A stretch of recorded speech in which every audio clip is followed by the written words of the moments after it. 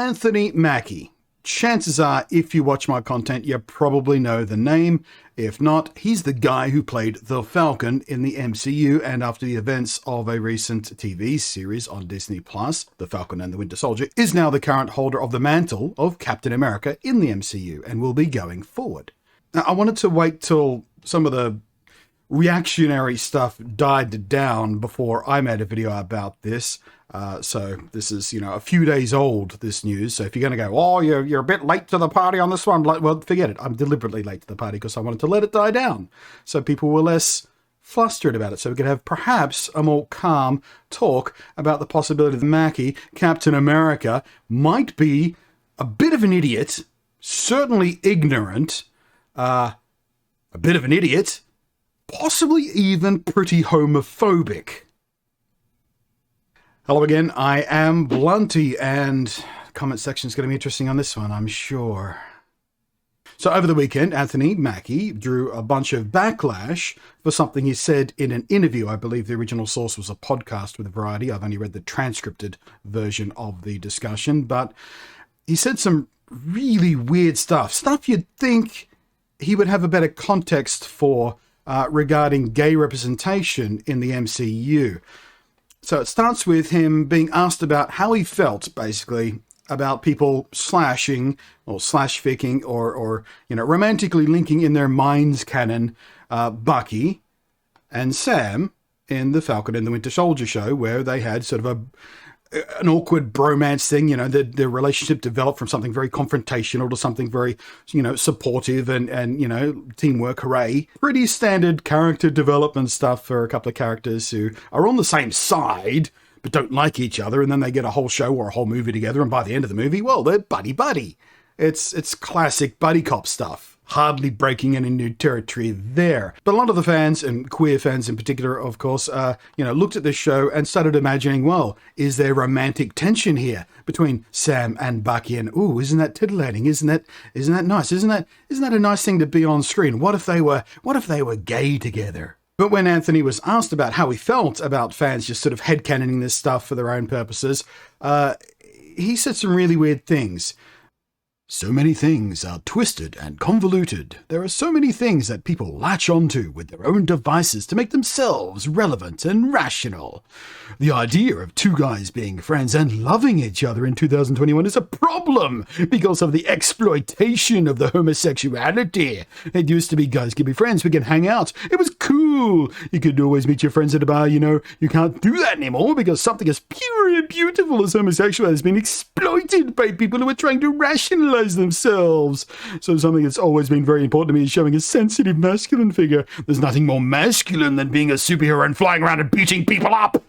But there's nothing more sensitive than having an emotional conversation with a kindred spirit and friendship with someone that you care about and love.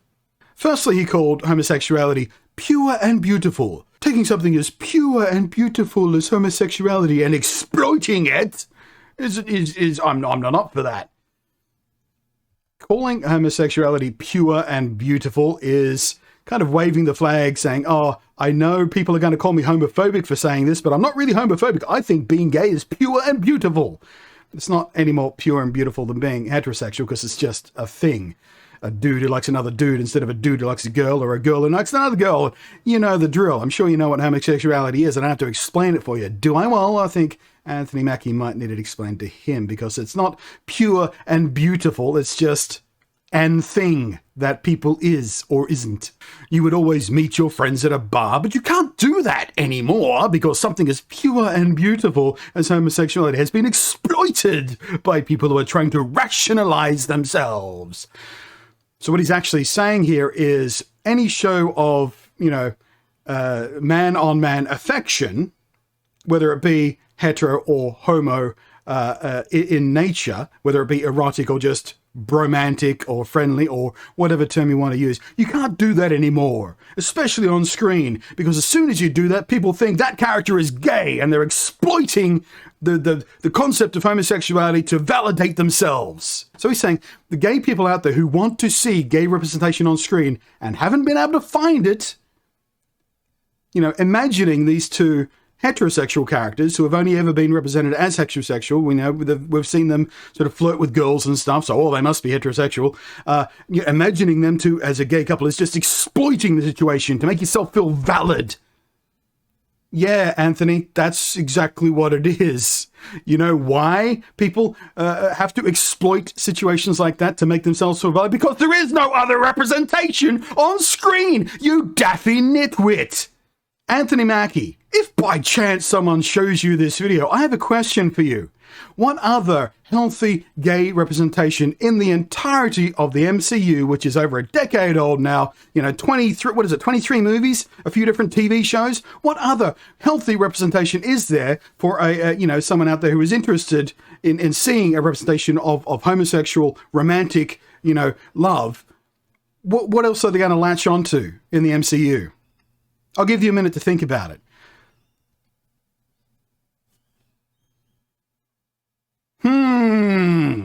Why would people imagine two characters being sort of very bromantic together as being gay as their own little headcanon, as their own little way to sort of latch onto something they recognize, to make themselves feel, to make themselves feel seen, to make themselves feel recognized in the world?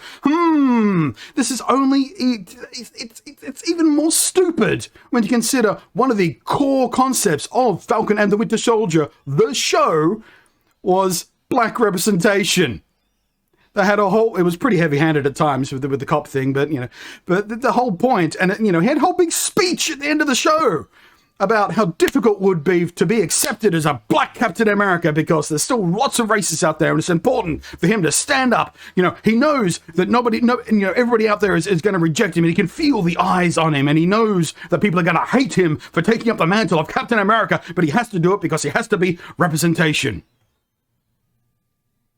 I want you to have a little think about that, Anthony Mackie, and think about, again, how many examples of healthy, non-hetero romantic relationships in the entirety of the MCU there has ever been for people to latch onto and exploit to make themselves feel valid and seen.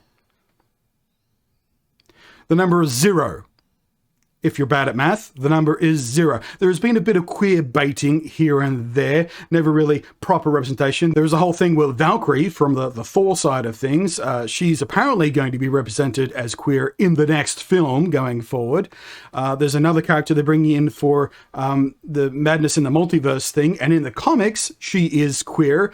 In the movie, she's been cast with a 15-year-old actress, so probably not going to lean into the romantic relationships on the queer side there because, well, it's Disney, and a queer 15-year-old girl in the movie probably is going to draw the wrong kind of attention. Now, I'm 43 years old. Mackie is 42 years old. Guy's holding up better than I am physically. So I know the world in which he grew up in.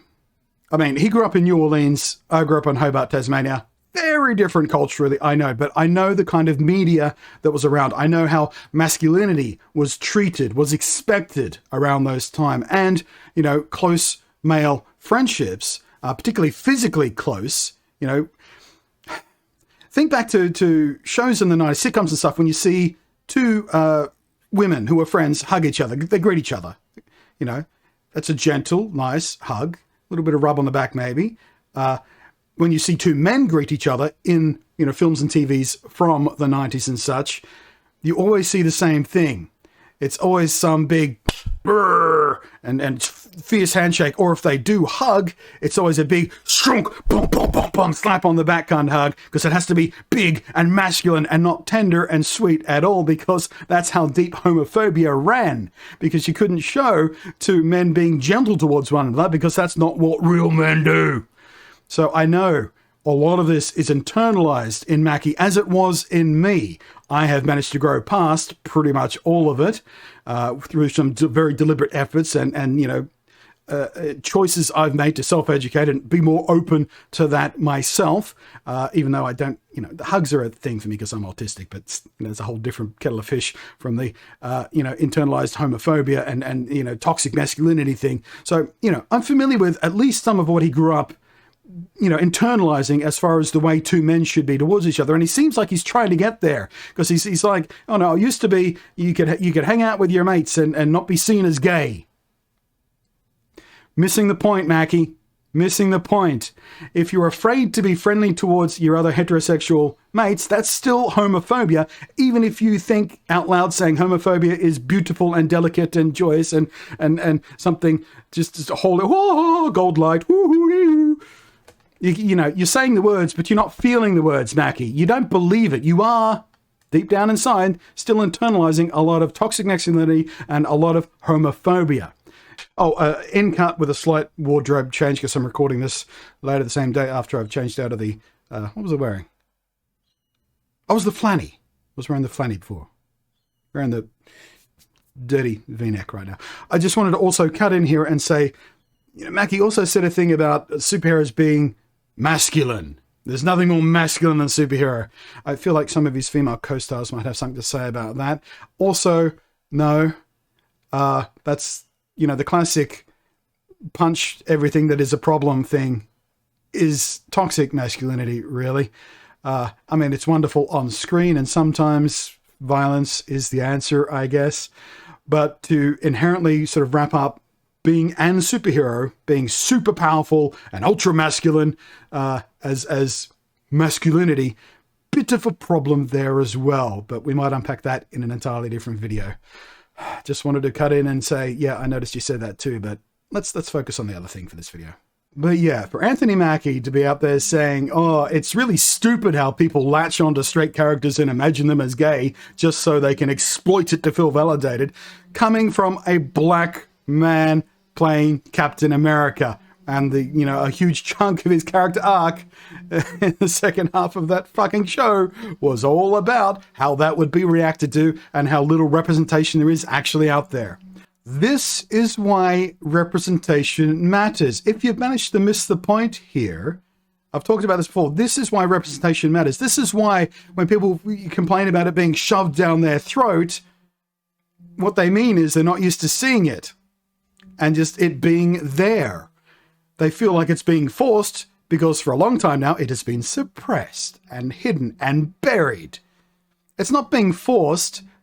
You know, it's not being shoved down your throat to have a gay character and go, oh, that, you know, look at that character. They're in a relationship with someone of the same sex. That's not forced representation. That's just representation. It's there so people can see themselves reflected in fiction, which is what fiction is for. We want to see ourselves reflected in it. Oftentimes, you know, larger than life, especially in superhero movies, of course, larger than life, you know, huge and splashy and ridiculous. But the concepts and things they're talking about in these movies, the interpersonal relationships, the problems of morality and making choices and what a hero means versus what being a villain means, and, you know, how do you get from A to B, and the arc of Tony Stark, you know, from an arms dealer to self-sacrificing hero, you know, all of that sort of stuff is just, it's metaphor for life, for real squishy life out in the meatverse. And guess what happens out in the squishy meatverse? Squishy meatverse. That's what I'm calling reality from now on. Well, guess what? Gay people exist, and they have happy relationships, and they have exactly the same kinds of relationships as regular people do, which means they have unhappy relationships too. Miserable relationships, and fantastic and middling relationships, and awkward relationships, and passionate, brief, sexual relationships, and deep, long-lasting romantic relationships. You know, they're, what's the word I'm looking for here? They're people. They're not exploiting the lack of representation just to make themselves feel valid. They're exploiting it because there is nothing else there for them. They exist and they're not being seen, so they have to latch onto other things to make themselves feel seen, or you just feel reflected in some small way. That's what representation is. And for a black man playing Captain America, I feel like he should have got this. Thanks for watching. I just wanted to get this off my chest. I've been boiling on it for a couple of days now. I am Blunty. Thanks for watching. I will catch you next time. And thank you as always to the patrons scrolling up above there. How do you feel about whatever you are? How do you feel about being represented in the MCU? Or the DCEU for that matter?